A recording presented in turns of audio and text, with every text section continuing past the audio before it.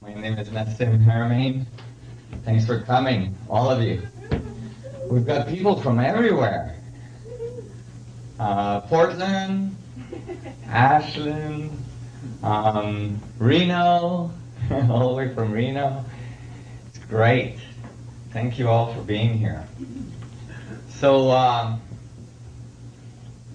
today we had a big day. A lot of information is gonna flow through this room today, and we're gonna go through all the physics from universal size object right down to subatomic particle, going through consciousness, ancient civilization, chemistry, biology, and so on. So we've got a big agenda. It's going to be fun. And it's going to take a little time. So be comfortable. Make sure you are comfortable. Make sure you have enough water to lubricate your brain. Lubrication. And make sure that you know, if you have to, you know, that you eat enough and all this, so your blood sugar doesn't drop too far. Sometimes I see people, you know, I see smoke starting to come out of the ears. Then I know there's like damage being done. So we'll try to avoid that today. Oh, okay. Maybe we can turn that down on the board. Which one was that? That one there. Low.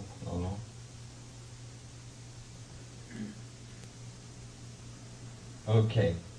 Is that better? Yeah. Good. I've been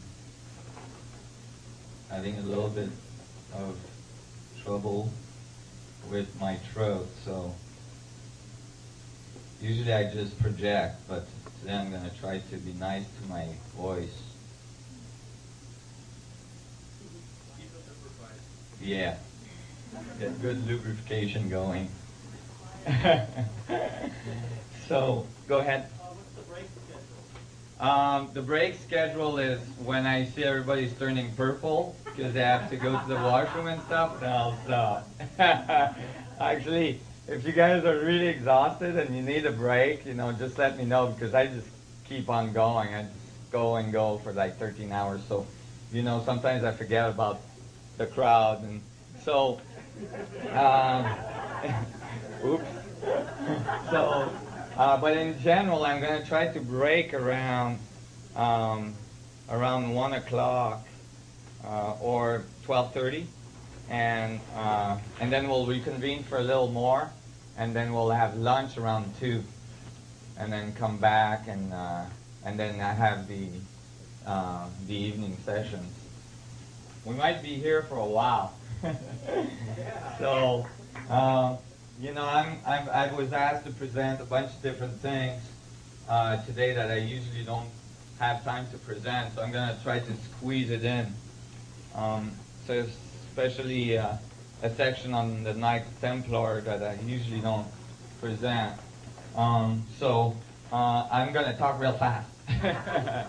One thing that happens is that when I'm presenting this information, there's a certain amount of complexity. Although the concepts are really simple and you're going to get them right away, there's a certain amount of complexity. There's a certain amount of rewiring that occurs from things that you've been taught, and from you know, just a new way of thinking coming in, and that takes a little bit of time. And what happens is that if you have too many questions that are unanswered, then it starts piling up, and that's when I start noticing people turning, you know, white, and you know, it's like, oh my God, they're gonna explode. And so, you know, because it makes like a dam of all the things that are not figured out. So I'm gonna allow you to like interrupt me and ask questions, but it's gonna have to be like really, really crucial for you to interrupt me and ask questions. Otherwise, you know, I just get interrupted too much and it breaks the flow and it's really hard to get all the information in. So before you ask questions, please think about it or see if I'm going to answer that question shortly after, because commonly that happens. But if it's really piling up and you just cannot go forward in the thinking without getting those questions answered, please just interrupt me. You can start screaming, you know, jump up and down or something. I'll get the signal. So I'm going to go through the information today in a little bit of a chronological way. How I came up with it and how it changed my life and how my life evolved as the information evolved. And you'll see that although this information can get extremely complex, extremely fast, the way I learned about it, the way I learned it, makes it easy because it was just a series of logical progression that I teach typically to even 7 years old. And actually, some of the 7 or older kids commonly after the talks come up to me and say, "Are you sure the other physicists don't think this way?" And I'm like, I really checked it out. I spent 20 years checking it out. They really don't think this way. And it boggles their mind because it's kind of obvious and it's kind of instinctive. It's not kind of instinctive, it's instinctive. And funny, it's a funny thing that like commonly now, they think of these thoughts as counter-instinctive. But I think they're quite instinctive. And they got counter-instinctive as a result of confusion. In the early ages, when we learned some of the foundations of our reality at school. So that's really what happened. At the age of 7, I had a bunch of esoteric experiences. And we're not going to get into that, but I had an intuition, and I definitely had experiences that told me that there was something else than the reality we observe. That like the reality we observe is just like a little bitty part of what's going on. Just like if you'd like the electromagnetic spectrum has a section that we see, and then there's a whole bunch we don't see. And the part that we don't see has huge impact on the physics of the part that we see. And I felt that very early, you know, until they discovered, for instance, X-ray and infrared and long wavelengths and so on. They thought that all there was the visible spectrum. And, you know, it became clear later on that there wasn't, that there was much more.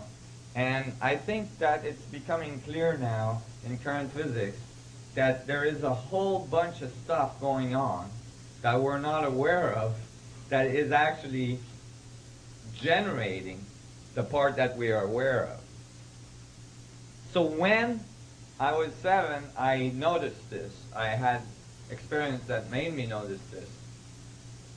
So when I got to the age of 10 and I got into my first geometry class, and the teacher went to the blackboard and said, "Today we're going to learn about dimensions," I thought, that's it. Oh my God, finally somebody's going to explain to me what's this other world about. You know, these other dimensions that I felt were present. And I got really excited. I was like, oh my God, finally an adult that's going to talk about something real, you know, and something that makes sense to me.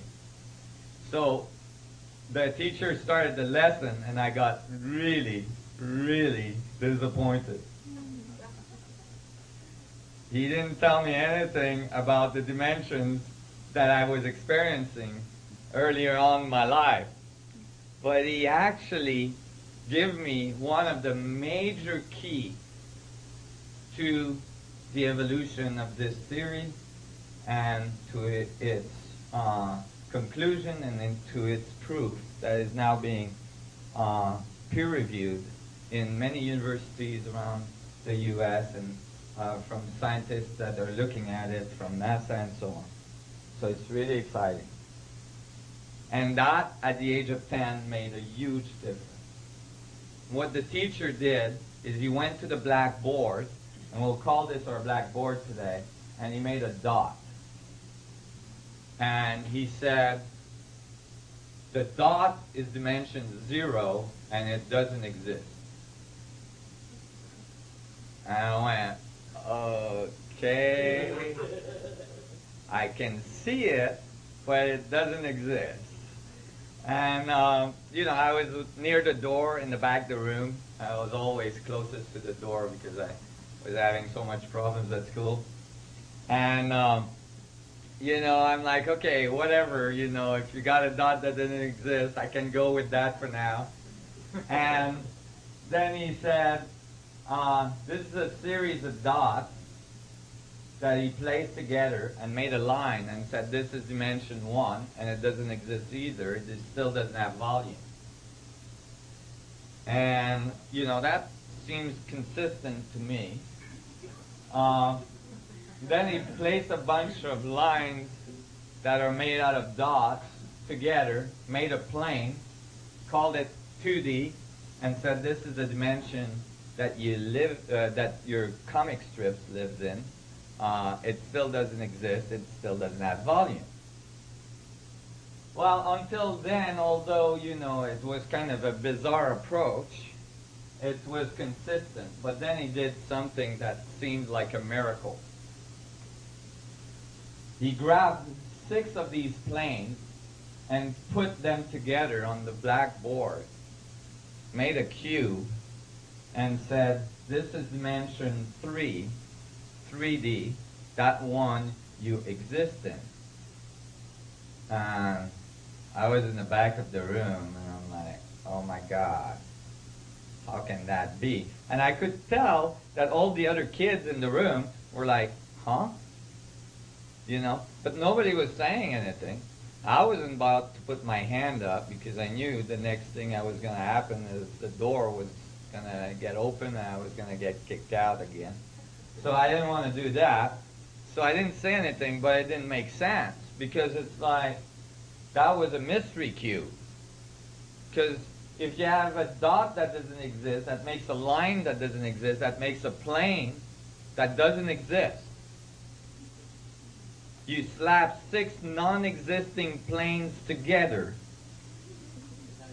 you don't get existence. All you get is non-existence to the 4th. Okay? It's got nothing to do with existence. You just have got a bunch of non-existent dots together. So nothing exists. And that was not logical. And I have a tendency to be an extremely logical human being. And it turns out that Buckminster Fuller, I found out later, had the same problem at school. He wrote about it in his book.